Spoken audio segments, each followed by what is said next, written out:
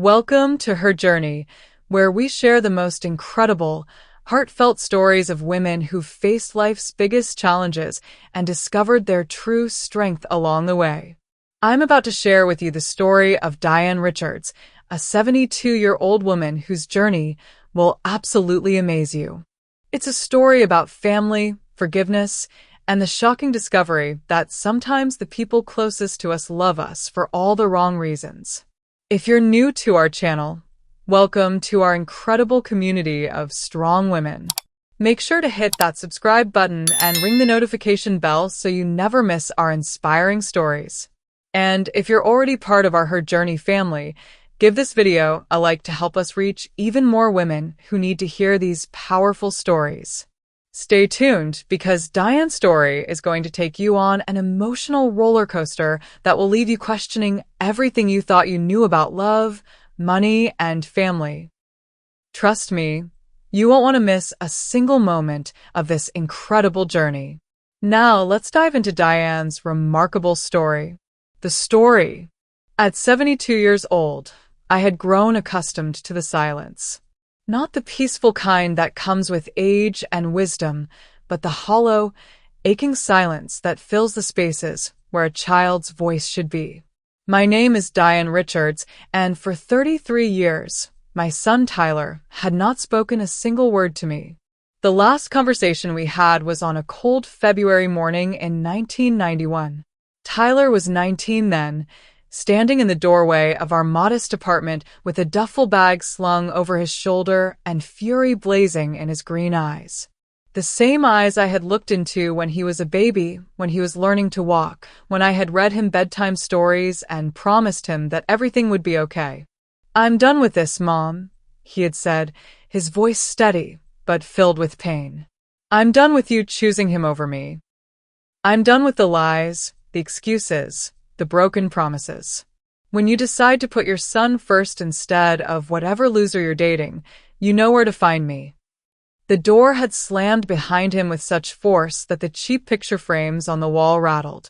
I had run to the window, watching him walk away down the street, his shoulders rigid with determination. I kept waiting for him to turn around, to look back just once. He never did. That was the last time I saw my son. The him Tyler had referred to as Kevin Walsh, a man I had been dating for 8 months. Kevin was charming when he wanted to be, with an easy smile and a way of making me feel special after so many years of loneliness. But he had a drinking problem, and when he drank, he became someone else entirely. Someone mean and unpredictable. Tyler had tried to warn me. At 18, he had sat me down at our kitchen table and laid out his concerns with the careful precision of someone far older than his years. "Mom, he's not good for you," Tyler had said. "Last week when you thought I was asleep, I heard him yelling at you. And I saw the bruise on your wrist that you tried to cover with makeup. I had denied it, of course. Made excuses. Told Tyler he was imagining things, that Kevin was just going through a rough patch at work. The truth was too humiliating to admit, even to myself. After Tyler's father had left when Tyler was just 5 years old, I had spent 14 years raising my son alone. I was tired of being alone. I was tired of being the only one responsible for everything. Kevin made me feel wanted, and I was willing to overlook his flaws for that feeling. "You're 19, Tyler," I had said, defensive and angry. "You don't understand adult relationships. Kevin and I are working through some issues, but that's between us. And what about me, Mom? What about us? We've been a team for 14 years. Doesn't that count for anything? It should have counted for everything." But I was lonely and scared and convinced that this was my last chance at happiness. So I chose Kevin over Tyler again and again, until my son finally had enough. Kevin lasted another 6 months after Tyler left. 6 months of escalating arguments, broken dishes, and nights when I slept on the couch because I was afraid to share a bed with him. When I finally found the courage to end it, Kevin trashed the apartment and disappeared, taking what little money I had saved. I tried to find Tyler then. I called every number I could find, drove to every address I thought he might be. I wrote letters that came back unopened. I hired a private investigator who told me Tyler had moved to Colorado and didn't want to be found. The years passed in a blur of regret and longing. I moved from the apartment we had shared to a smaller place across town. I took a job at a local department store, then later at a grocery store when the department store closed. I watched other mothers with their adult children at family gatherings I attended alone. I celebrated birthdays and holidays by myself, always wondering what Tyler was doing, if he was happy, if he ever thought about me. I aged. My dark hair turned gray, then white. Lines appeared around my eyes and mouth. My back began to ache from years of standing at retail jobs. But the ache in my heart never lessened. If anything, it grew stronger with each passing year. When I was 65, I retired on a small Social Security check that barely covered my rent and utilities. I moved to an even smaller apartment, a one-bedroom in a complex that catered to seniors. I learned to live on pasta and canned soup, to wear sweaters instead of turning up the heat, to find free entertainment at the library and community center. I made friends with other women my age who understood what it meant to have children who had disappeared from their lives. There was Barbara, whose daughter had moved to Australia and called twice a year. There was Susan, whose son had died in a car accident 20 years earlier. There was Margaret, whose children lived nearby but never visited because they blamed her for their father's death from lung cancer. We formed an unlikely family, these women and I. We played cards every Tuesday, shared potluck dinners on Sundays, and listened to each other's stories without judgment. They knew about Tyler, about the choice I had made, and the price I had paid for it. "You were young and scared," Barbara would tell me. "We all made mistakes raising our children." "But not mistakes like mine," I would reply. "I chose a man who didn't even love me over the one person who did love me unconditionally." "Tyler might still love you," Susan would say gently. "Sometimes forgiveness takes time." I wanted to believe her, but 33 years is a long time. I had no way of knowing if Tyler was even alive. He would be 52 now, probably married with children of his own. Children who would never know they had a grandmother who thought about them every day. My life had settled into a quiet routine of small pleasures and large regrets when everything changed on a Tuesday morning in March 2024. I was sitting at my kitchen table, drinking coffee and working on a crossword puzzle when the phone rang. "Is this Diane Richards?" The voice was professional, crisp. "Yes, this is Diane." "Ms. Richards, this is Jennifer Peterson from the law firm of Peterson, Williams and Associates. I'm calling regarding the estate of your late aunt, Millicent Richards." I nearly dropped the phone. Aunt Millie had been my father's older sister, a woman I had met perhaps 5 times in my entire life.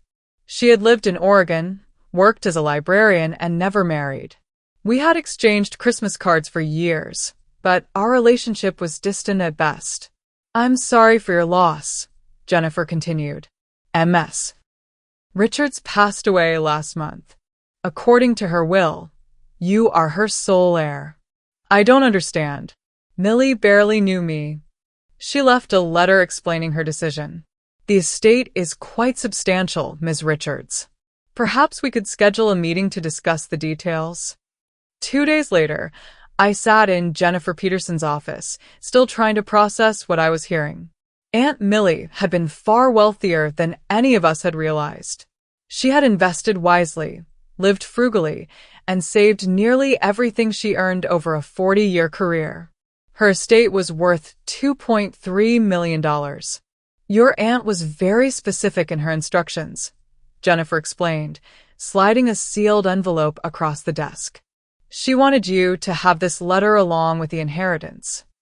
With trembling hands, I opened the envelope and read Millie's careful handwriting. "Dear Diane, if you are reading this, I am gone and you are probably very surprised. The truth is, I have been following your life from a distance for many years. I know about Tyler, about the mistakes you made, and about the price you have paid. I never had children of my own, so I watched my nieces and nephews grow up through Christmas cards and occasional phone calls. But you were different. Even as a little girl, you had a strength and determination that reminded me of myself.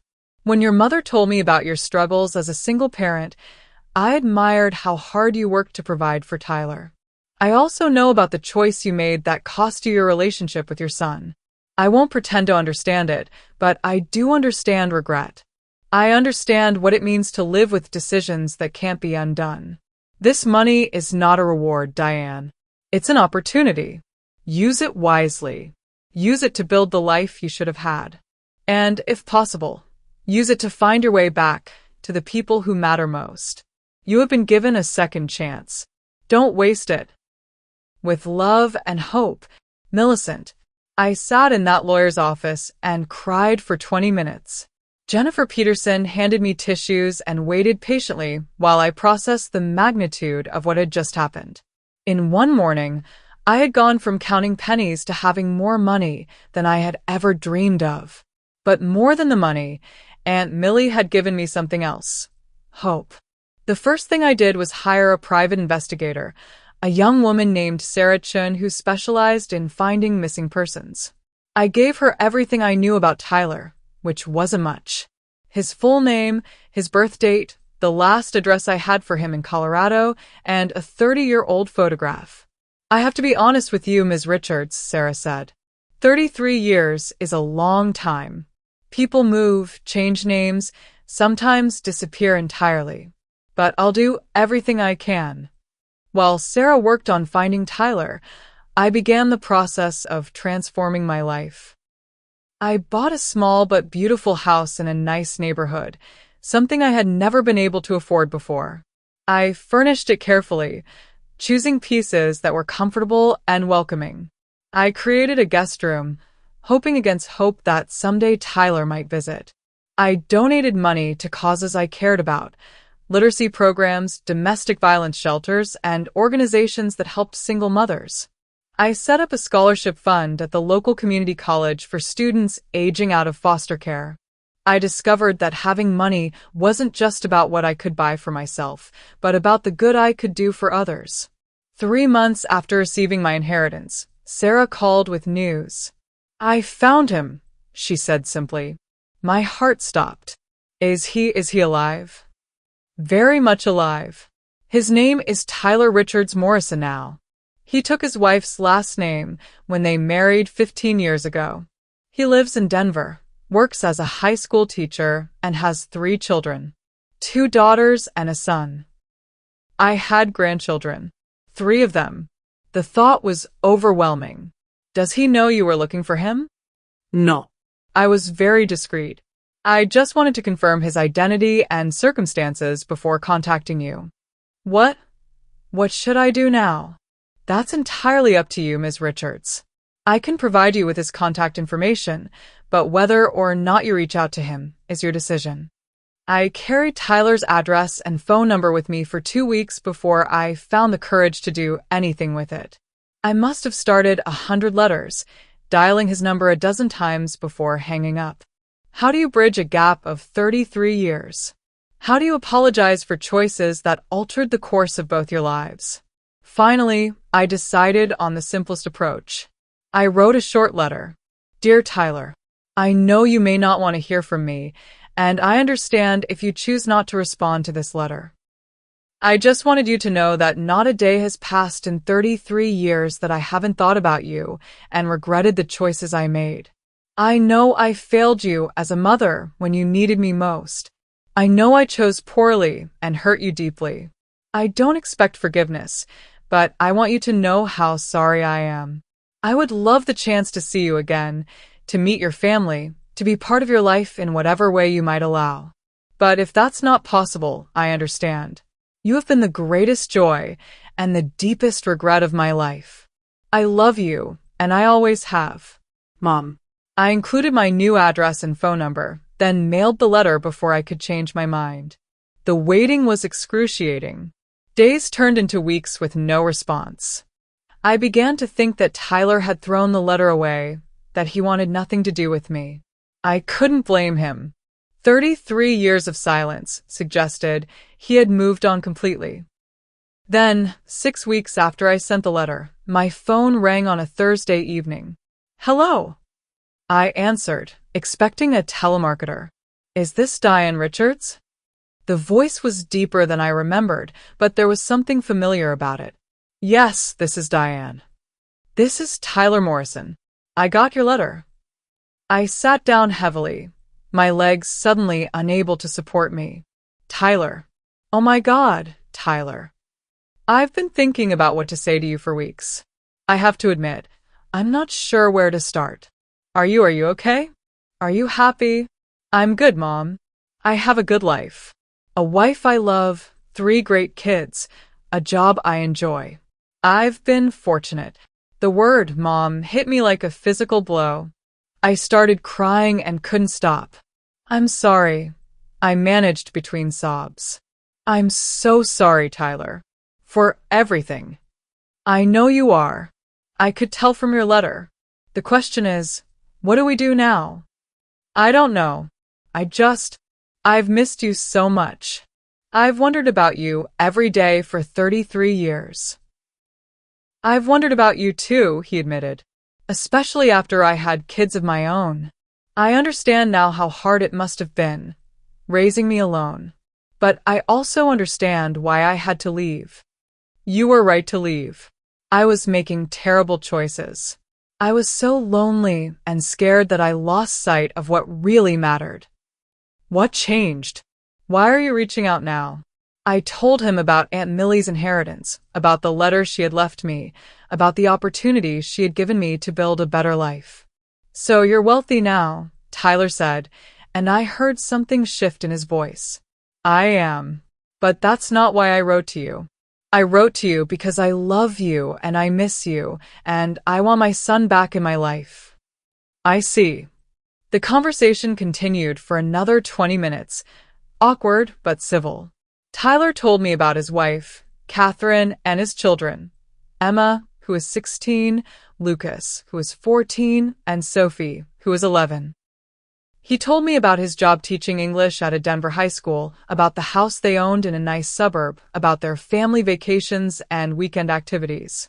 Would you like to meet? I asked finally. I could come to Denver, or if you ever visit this area. Let me think about it, Tyler said. This is a lot to process. Can I call you again next week? Of course. Tyler, thank you for calling. Just hearing your voice means everything to me. After we hung up, I sat in my living room and cried for an hour. Not tears of sadness this time, but tears of relief and hope. My son was alive and well. He had called me Mom. He was willing to consider seeing me again. Tyler called the following Thursday, right on schedule. This conversation was easier, more natural. He told me more about his children, about his wife's work as a nurse, about his parents-in-law who helped with childcare and holiday celebrations. They've been wonderful to me, he said. Catherine's parents kind of adopted me when we got married. They became the family I thought I'd lost. The words stung, but I knew they were true. I had lost him, and he had found new people to fill the roles I should have played. I'm glad you had that, I said sincerely. I'm glad you weren't alone. Our phone conversations became a weekly routine. Each Thursday at 7 p.m., Tyler would call, and we would talk for 30 or 40 minutes. He began sharing more details about his life, his struggles and victories as a parent, his memories of our time together before everything fell apart. I used to be so angry with you, he confessed during one conversation. For years, I carried this rage about how you chose Kevin over me. But when I became a parent myself, I realized how complicated it all was. How lonely you must have been. That doesn't excuse what I did, I said. Being lonely doesn't justify putting a man before your child. No, it doesn't. But it helps me understand it. 2 months into our phone relationship, Tyler surprised me with a different kind of call. Mom, Catherine and I have been talking. We'd like to invite you to come to Denver for a visit. The kids are curious about you, and I think it's time. I could hardly believe what I was hearing. Are you sure? I don't want to push or make anyone uncomfortable. I'm sure. Catherine thinks it would be good for the kids to meet their grandmother. And honestly, I'd like to see you again. It's been too long. We planned the visit for a weekend in early December. I would fly to Denver on Friday evening and return home Sunday afternoon. Tyler offered to pay for my ticket, but I insisted on covering my own expenses. I didn't want money to complicate our reunion any more than it already had. The week before my trip, I was more nervous than I had been for anything in decades. What if the kids didn't like me? What if Tyler regretted inviting me? What if I said or did something that damaged our fragile new relationship? I spent hours shopping for gifts for my grandchildren, agonizing over every choice. I knew nothing about their interests or personalities. What do you buy for grandchildren you've never met? Finally, I settled on books for each of them, carefully chosen based on their ages and what Tyler had told me about their personalities. For Emma, a collection of poetry by young women writers. For Lucas, a series about teenage detectives. For Sophie, beautifully illustrated fairy tales from around the world. The flight to Denver was turbulent, which seemed fitting given my emotional state. I clutched my carry-on bag, which contained the gifts and a photo album I had put together of Tyler's childhood. Pictures from birthdays and school events, family vacations, and ordinary moments. I had saved them all, hoping someday he might want to see them again. Tyler met me at the airport, and for a moment we just stood there looking at each other. He was taller than I remembered, broader through the shoulders. His dark hair was streaked with gray, and there were lines around his eyes. But his smile was the same, that slightly crooked grin that had melted my heart when he was a toddler. "Hi, Mom," he said simply. "Hi, sweetheart." We hugged carefully, still getting used to each other's presence. He took my bag and led me to his car, a practical sedan with car seats in the back. "The kids are excited to meet you," he said as we drove through Denver traffic. "I showed them some of the pictures you sent, and you'll figure it out. You figured out how to be a mother eventually." His house was everything I had imagined, a two-story colonial in a neighborhood of similar homes, with a neat lawn and a swing set in the backyard. Christmas decorations twinkled in the windows, and I could see a large tree through the front window. "We usually put the tree up the day after Thanksgiving," Tyler explained as we walked to the front door. "The kids have been adding ornaments all week." Before he could ring the doorbell, the door flew open and 3 young people spilled out. I recognized them immediately from the photos Tyler had sent, but seeing them in person was overwhelming. Emma was tall and graceful, with Tyler's dark hair and serious green eyes. Lucas was shorter but stockier, with a mischievous grin and freckles across his nose. Sophie was tiny and blonde, with Catherine's coloring and an infectious smile. Grandma Diane. Sophie launched herself at me before I could react, wrapping her small arms around my waist. "Sophie, give Grandma a chance to breathe," said a woman appearing in the doorway. Catherine was prettier than her pictures suggested, with warm brown eyes and an easy smile. "I'm Catherine." "It's wonderful to finally meet you. Thank you for having me," I managed, still trying to process the feeling of my youngest grandchild hugging me. The evening was a whirlwind of activity. The children showed me their rooms, their collections, and artwork. Sophie insisted I see every one of her stuffed animals and hear the story behind each one. Lucas demonstrated his skateboard tricks in the garage.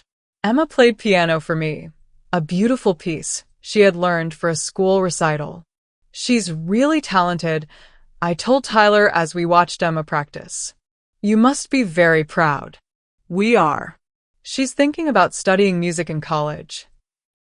Dinner was pizza and salad at the kitchen table, a chaotic affair with multiple conversations happening at once. I learned that Lucas played soccer and wanted to be a veterinarian, that Sophie loved to read and wanted to be a teacher like her dad, that Emma was applying to colleges and planned to major in music therapy. What was Dad like when he was our age? Emma asked during a lull in the conversation. I looked at Tyler, unsure how much I should share. He nodded encouragingly. He was a lot like you, actually, I said. Very serious about school, always reading. He wanted to be a teacher even when he was in elementary school. Did he get in trouble a lot? Lucas asked hopefully. Not really. He was actually a pretty good kid. Although there was this one time when he was about 12. I told them about the time Tyler had tried to build a treehouse in our apartment complex's courtyard and had convinced 3 other kids to help him drag lumber from a construction site.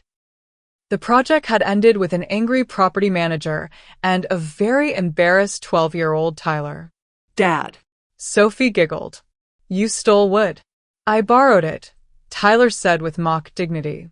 I was going to return it when we were done. The conversation flowed more easily after that. The children asked questions about my life, about what Tyler was like as a child, about why they had never met me before.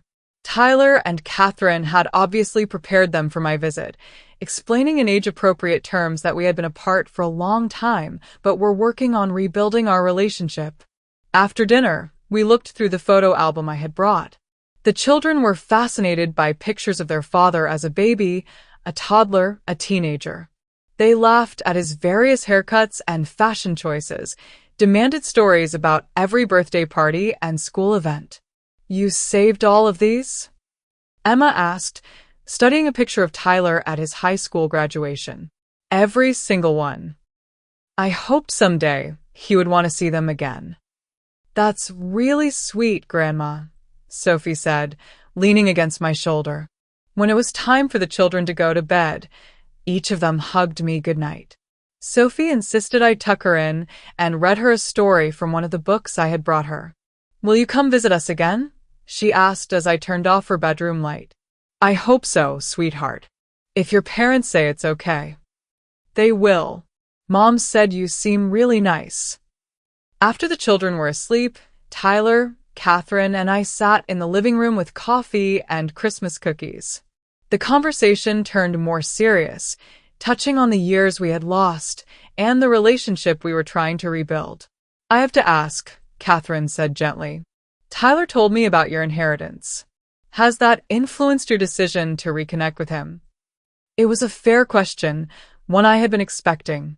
The inheritance gave me the courage to reach out, I said honestly. For years, I was afraid Tyler wouldn't want to see me, and I wasn't sure I could handle that rejection. Having financial security made me feel brave enough to take the risk. But money didn't make me love my son. I've loved him every day for 33 years. I believe you, Catherine said. I can see it in the way you look at him, in the way you talk about him. Tyler wasn't sure at first, but I think he believes it too. It's hard not to be suspicious, Tyler admitted. The timing seems convenient. But watching you with the kids tonight, seeing how you've kept all those pictures, I know you didn't fake that. You really did miss me. More than you'll ever know. The weekend flew by. Saturday morning, Tyler took me on a tour of Denver, showing me the school where he taught, the neighborhood where they liked to walk, the park where the kids played soccer. We had lunch at a cafe and talked about everything and nothing, slowly getting reacquainted. I need to ask you something, Tyler said over sandwiches. What happened to Kevin? The guy you chose over me? I told him the truth. About how Kevin had left 6 months after Tyler did, about the years of loneliness that followed, about the regret that had consumed me. I spent the next 30 years paying for that choice, I said. Every birthday I celebrated alone, every holiday, every milestone in your life that I missed. I paid for it every single day. I'm sorry, Tyler said quietly. I didn't want you to be alone forever. I just wanted you to choose me. I should have chosen you. I should have chosen you every time. Saturday afternoon, we went Christmas shopping together. Tyler helped me pick out additional gifts for the children, sharing insights about their current interests and obsessions. Emma was going through a photography phase, so we found her a beautiful coffee table book about nature photography. Lucas was obsessed with a particular video game, so we bought him the latest expansion pack. Sophie collected music boxes, so we found her a delicate one that played for Elise. "You don't have to spend so much money," Tyler said as we loaded our purchases into the car. "I know I don't have to. I want to. I have 33 years of Christmas and birthday presents to make up for." "That's not how it works, Mom. You can't buy back lost time." "I know that, but I can show them how much they mean to me. I can make sure they know their grandmother loves them." Saturday evening, we stayed home and played board games. I taught the children some of the card games Tyler and I used to play when he was young. Sophie sat on my lap during one game, chattering about school and her friends and her plans for the summer. "I wish you lived closer, Grandma," she said. "Then you could come to my school concert next week." "Maybe I can watch it on video," I suggested. "Your dad could send me a recording." "Really? You would want to see it?" "I would love to see it." Sunday morning came too quickly. The children hugged me goodbye with promises to call and write letters. Emma gave me a drawing she had made of our weekend together. Lucas made me promise to come to one of his soccer games. Sophie cried a little when I had to leave.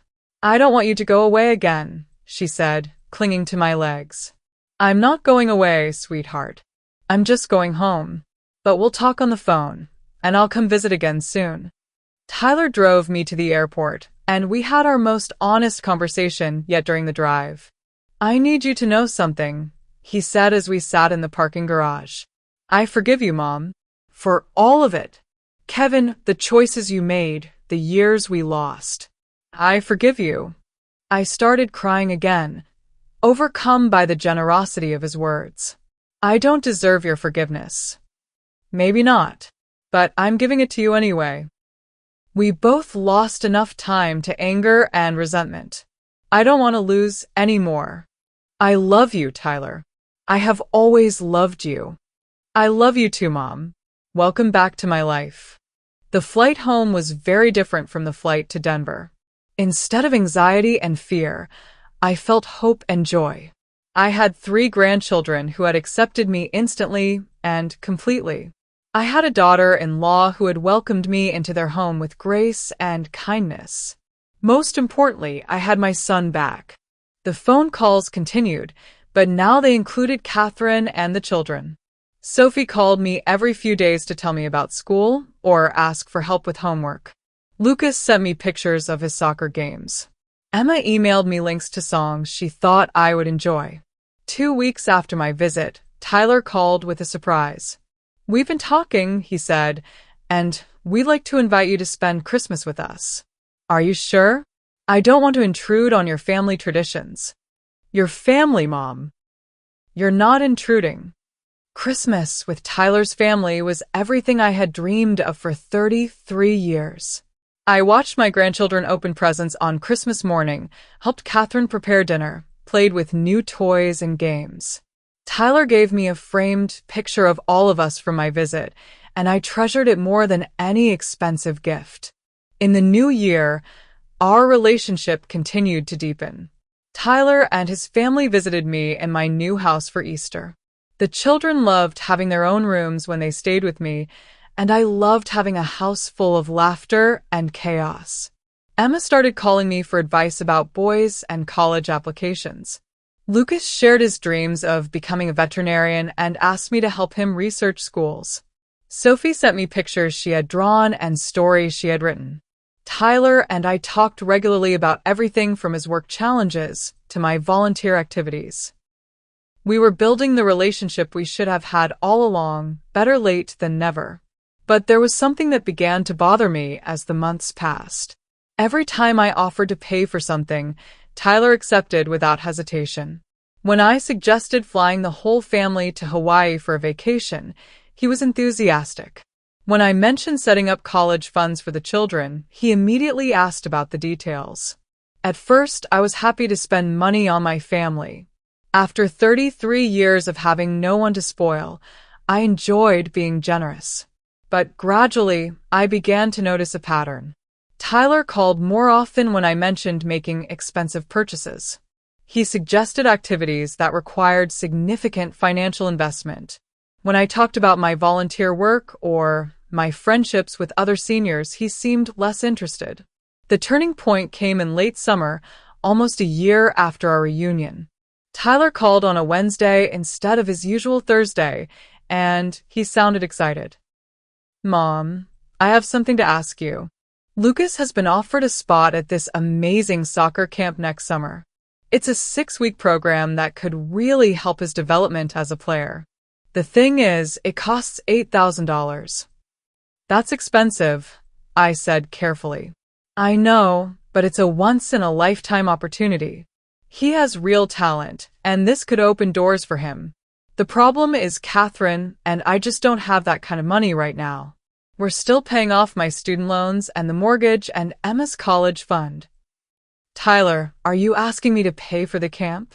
I know it's a lot to ask, but you've been so generous with the kids, and I thought maybe—" "Of course I'll pay for it," I said, but something cold settled in my stomach.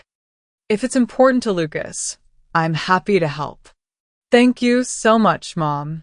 You have no idea how much this means to us." After we hung up, I sat in my living room and thought about the conversation.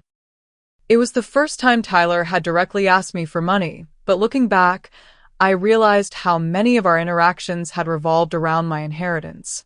The family vacation to Hawaii, the expensive Christmas gifts, the college funds I had established, even the weekly dinners Tyler had started suggesting whenever I visited Denver, always at upscale restaurants where the bill for 6 people could easily top $300. Was I being paranoid? Or was my son primarily interested in my money? The thought was painful, but I couldn't shake it. I decided to test my suspicions.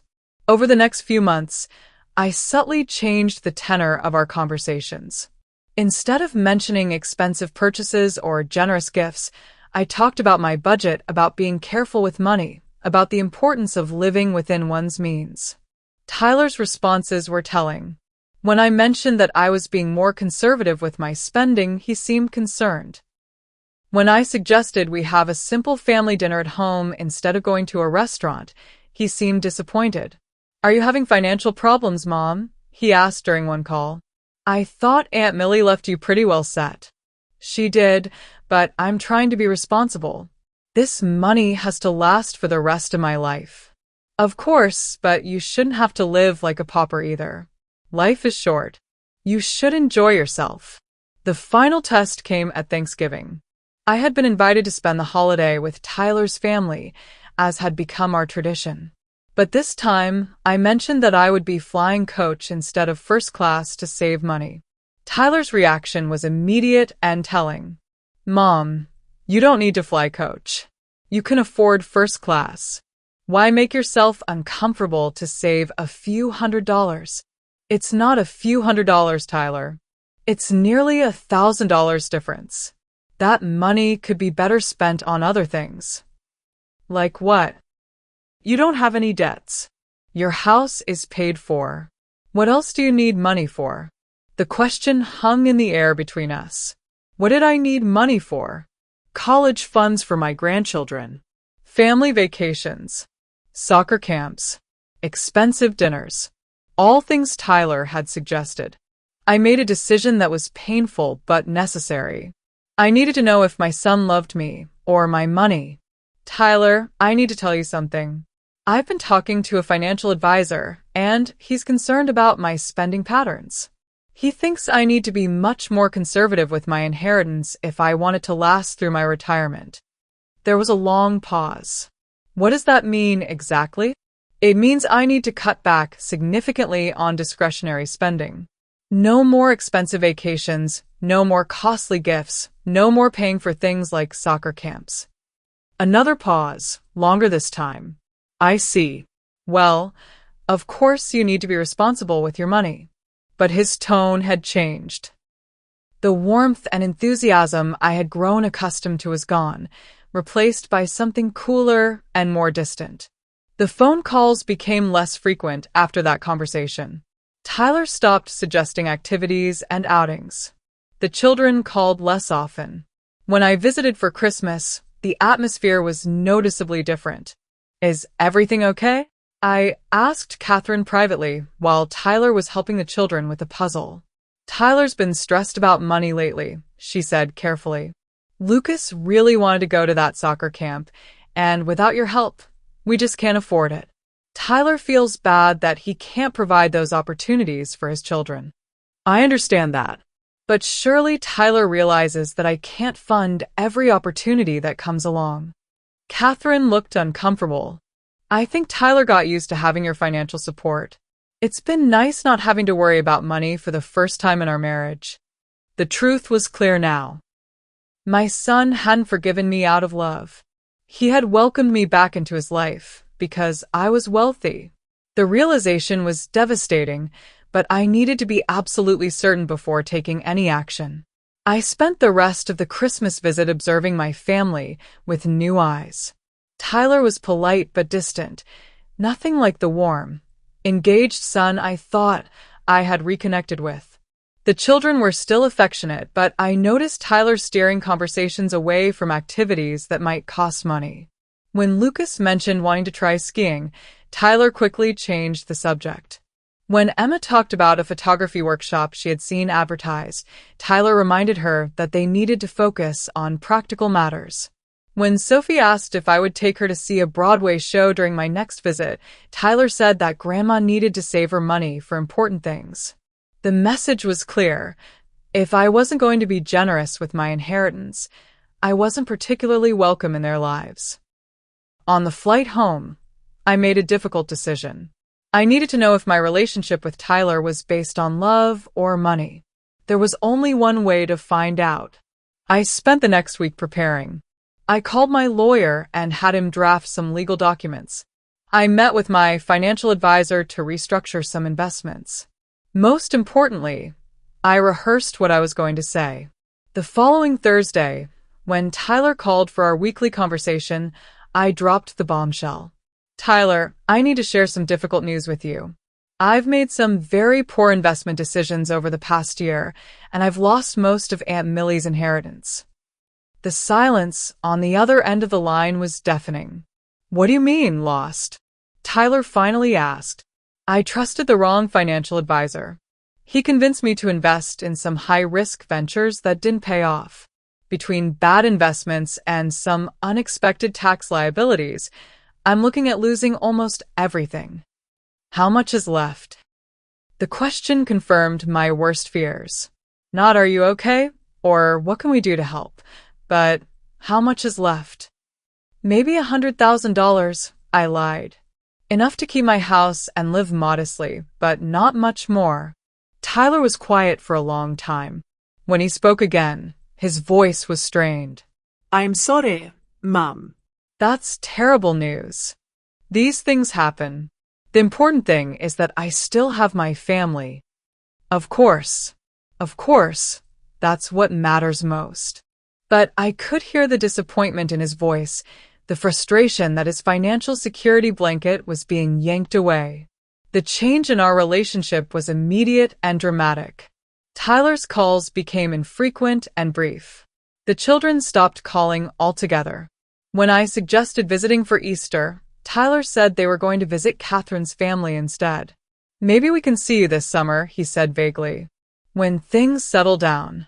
But summer came and went without any invitation. When I called to check on the family, Tyler was always busy, always rushing off to something important. The children were at camp, or studying, or had plans with friends. By fall, we were barely speaking once a month. The enthusiastic, loving son who had welcomed me back into his life had disappeared, replaced by someone who treated me like an obligation he wanted to avoid. The final blow came in November. I called to ask about Thanksgiving plans, hoping against hope that I would be invited to join them. Actually, Mom, we're going to Catherine's parents' house this year. It's their turn to host. I understand. What about Cree? That sounds nice. I paused, gathering my courage. Tyler, I feel like we're growing apart again. Have I done something wrong? No, Mom. You haven't done anything wrong. We're just busy with our own lives. You understand. But I did understand. I understood perfectly. When I was wealthy, I was family. When I lost my money, I became a burden they wanted to avoid. I spent Thanksgiving alone, eating a turkey sandwich and watching old movies. I spent Christmas alone too, though my neighbor Margaret invited me to join her family. I declined, preferring solitude to pretending everything was fine. In January, I decided to conduct one final test. I called Tyler with exciting news. Tyler, I have the most amazing update. Remember when I told you about those bad investments? Well, it turns out the financial advisor was running a Ponzi scheme, and I'm going to recover most of my money through insurance and legal settlements. The change in Tyler's voice was immediate and obvious. That's incredible news, Mom. I'm so happy for you. We've all been worried about you. Worried about me? I haven't heard from you in 2 months. We didn't want to bother you while you were dealing with financial stress. We know how overwhelming that can be. Within a week of that phone call, I received separate calls from Emma, Lucas, and Sophie. Suddenly, they missed their grandmother and wanted to visit. Tyler suggested a family reunion to celebrate my good fortune. We could go somewhere special, he said. Maybe Europe? The kids have never been to Europe. I hung up the phone and cried for an hour. Not tears of joy, but tears of profound disappointment and heartbreak. My son, the child I had loved unconditionally for 52 years, loved me conditionally based on my bank account. The next day, I called my lawyer. I want to change my will, I told him, and I want to set up a trust fund. Of course, Ms. Richards. What changes would you like to make? I explained my plan carefully. It was complicated and would require several legal documents, but it was the only way to ensure that my true wishes were carried out. 2 weeks later, I called Tyler for what I intended to be our final conversation. Tyler, I've been doing a lot of thinking about our relationship over the past year, about the time we lost and the time we've had together since we reconnected. That's good, Mom. I think it's important to reflect on these things. I've realized something important. When I first reached out to you, I thought I was looking for forgiveness. But what I was really looking for was love. The kind of unconditional love I should have given you 34 years ago. We both made mistakes, Mom. Yes, we did. But I think we're still making them. I took a deep breath and continued. Tyler, I know about your reaction to my financial problems. I know how our relationship changed when you thought I had lost my money. I know why you welcomed me back into your life, and it wasn't because you missed your mother.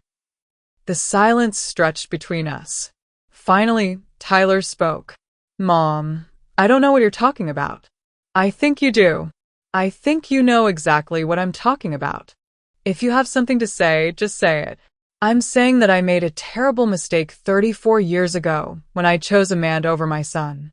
And you've made a terrible mistake by choosing money over your mother. That's not fair. Isn't it? Tyler, I lied to you.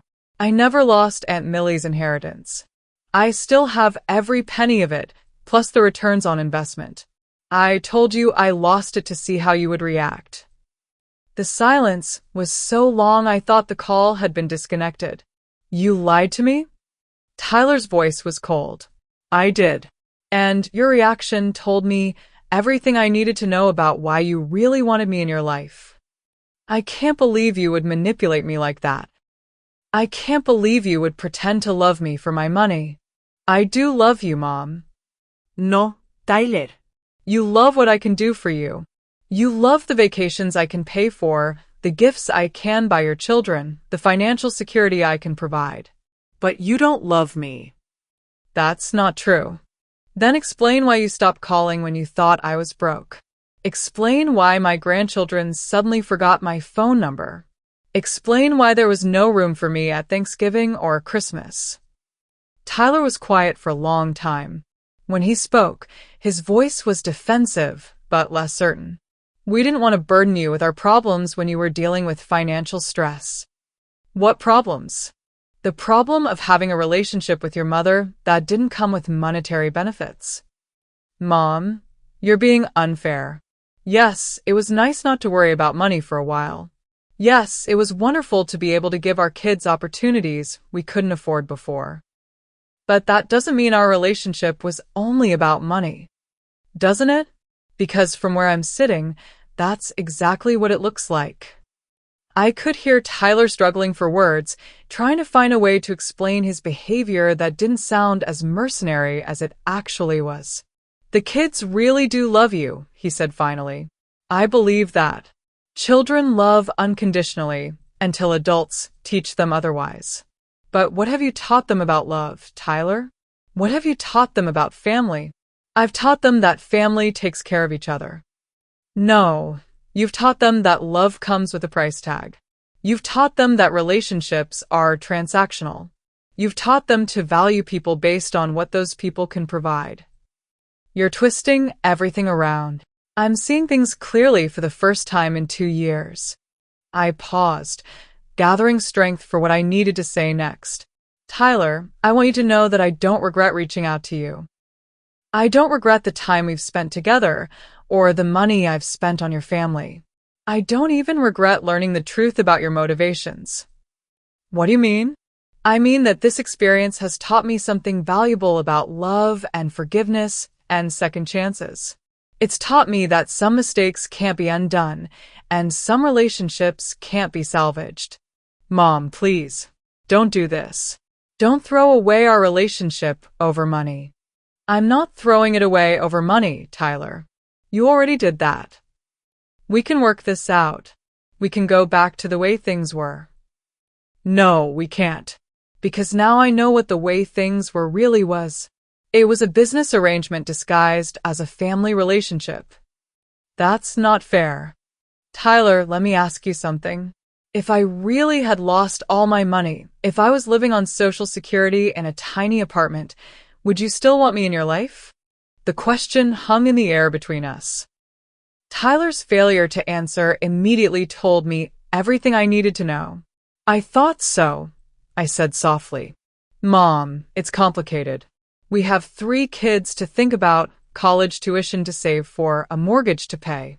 When you have money to help, it makes our lives easier. When you don't, it's just one more thing to worry about. I understand.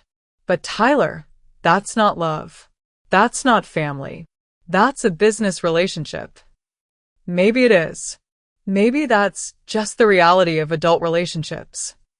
Maybe for you, but not for me. I took a deep breath and delivered the news I'd called to share. Tyler, I've made some decisions about my estate planning. I wanted you to hear this from me directly. What kind of decisions? I've set up a trust fund for Emma, Lucas, and Sophie. Each of them will receive a substantial inheritance when they turn 25, regardless of their relationship with me. I want them to have opportunities and security, but I don't want their inheritance to be dependent on maintaining a relationship with their grandmother. That's very generous. As for you and Catherine, I've decided not to include you in my will. When I die, my remaining assets will go to charities that support single mothers and children in foster care. Mom, you can't be serious. I'm completely serious. I've spent 2 years being generous with you because I thought we were rebuilding a relationship based on love. Now I know it was based on money. So I'm removing money from the equation entirely. You're punishing me for being practical about finances. I'm protecting myself from being used. There's a difference. What about the kids? They love you. And they'll still have their inheritance, as I said. But their inheritance won't be dependent on pretending to love a grandmother they barely know. They do know you. They do love you. Maybe. But you've taught them that love comes with financial expectations. I don't want to be part of that lesson. Tyler was quiet for a long time. When he spoke again, his voice was angry. So that's it? You're cutting us out of your life. I'm giving you what you really want, Tyler. You want my money without the obligation of having a relationship with me. Now you can have exactly that. The children will get their inheritance, and you won't have to pretend to care about their grandmother to ensure they receive it. I do care about you. Do you? Then answer the question I asked earlier.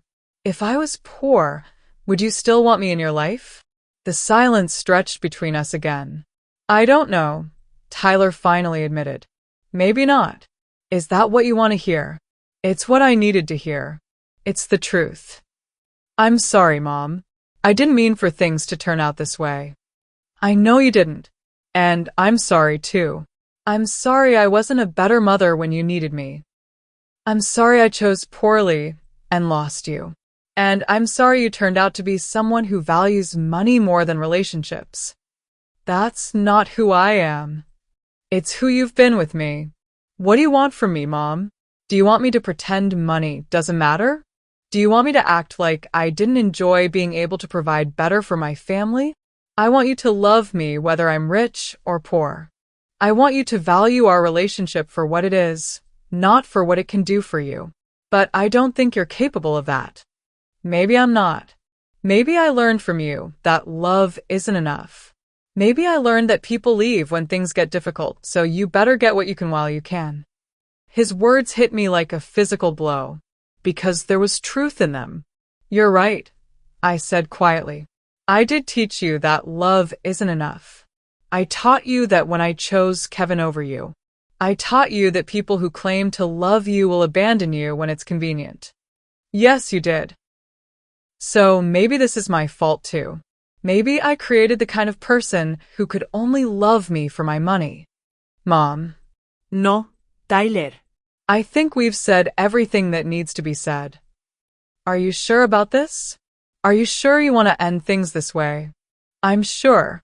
I spent 34 years regretting the choice I made that cost me my son.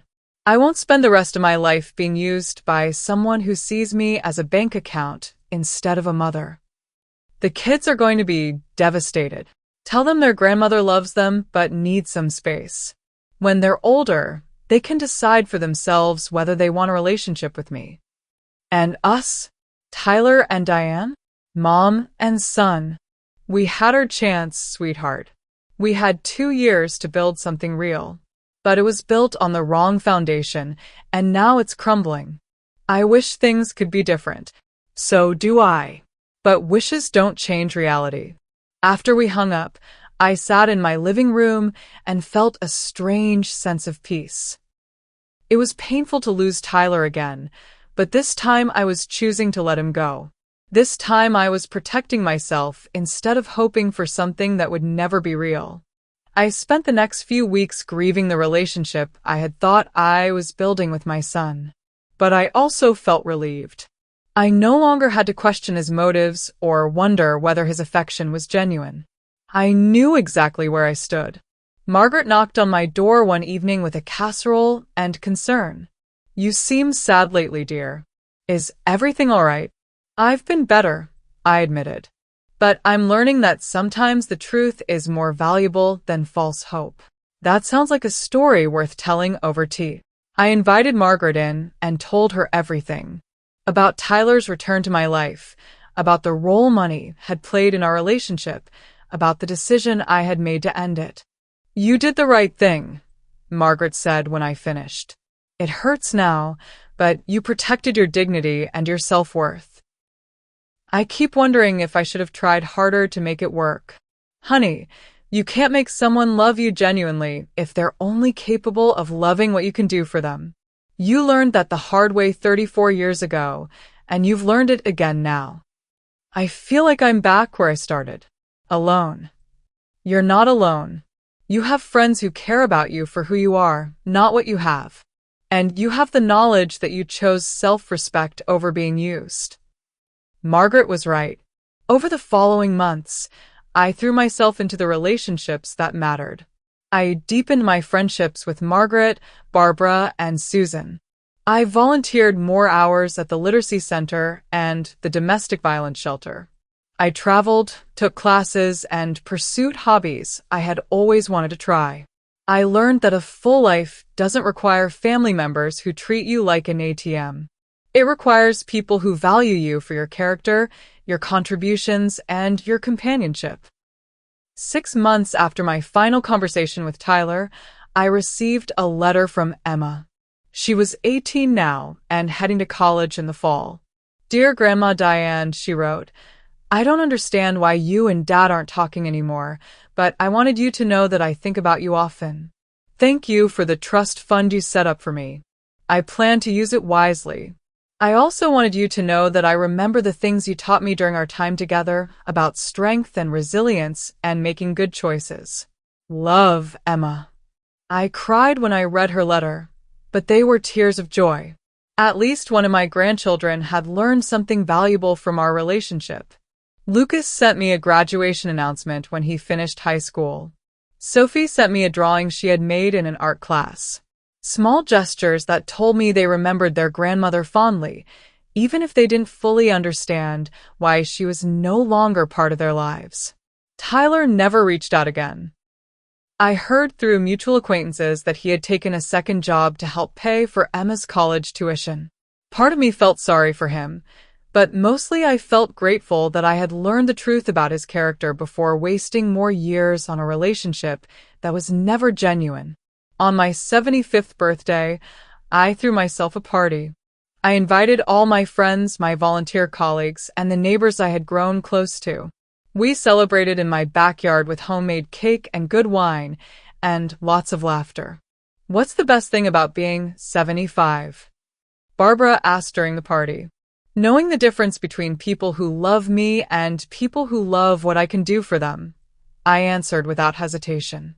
"And what's the most important lesson you've learned?" I thought about that question for a long time. That it's never too late to choose self-respect over false hope. And that real family isn't about blood or obligation. It's about people who choose to love you for who you are, not what you have. As I looked around at the faces of people who had celebrated my birthday with genuine joy, I realized that I was rich in the ways that actually mattered. Not because of Aunt Millie's inheritance, but because of the authentic relationships I had built with people who valued me for myself. My son had taught me an important lesson, that love without conditions is precious precisely because it's rare. The people sitting in my backyard, sharing cake and stories and laughter, were my real family. They had proven their love through presence, not through expecting presents. I had spent 34 years regretting the choice that cost me my son. Now I was grateful for the choice that had saved me from spending the rest of my life being loved for all the wrong reasons. My name is Diane Richards, and I am 75 years old. I lost my son twice in my lifetime. The first time was my fault. The second time was his choice. But I learned that losing someone who only loves you conditionally isn't really a loss at all. It's a liberation. And sometimes, liberation is the greatest gift you can give yourself. What an absolutely incredible journey Diane's story has been. From 33 years of heartbreaking silence to discovering the painful truth about conditional love, Diane showed us that sometimes the greatest act of self-love is walking away from people who only value what we can give them, not who we are. Diane's courage to choose self-respect over false hope is truly inspiring, and her story reminds us that real family isn't always about blood relations, but about the people who love us unconditionally. Now I want to hear from you. Drop a comment below and tell us. Have you ever experienced conditional love from family members? What would you have done in Diane's situation? Do you think Diane made the right choice in the end? Your stories and insights help build our amazing Her Journey community, and we love reading every single comment. If Diane's story moved you, please give this video a like. Subscribe to Her Journey for more incredible stories of women who refuse to settle for less than they deserved. Share this video with someone who needs to remember their own worth. And don't forget to hit that notification bell so you never miss our latest stories of courage, resilience, and empowerment. Remember, just like Diane discovered, you deserve to be loved for exactly who you are, not for what you can provide. Your worth isn't measured by your bank account, but by your character, your kindness, and your strength. Thank you for being part of our Her Journey family. We'll see you in the next inspiring story.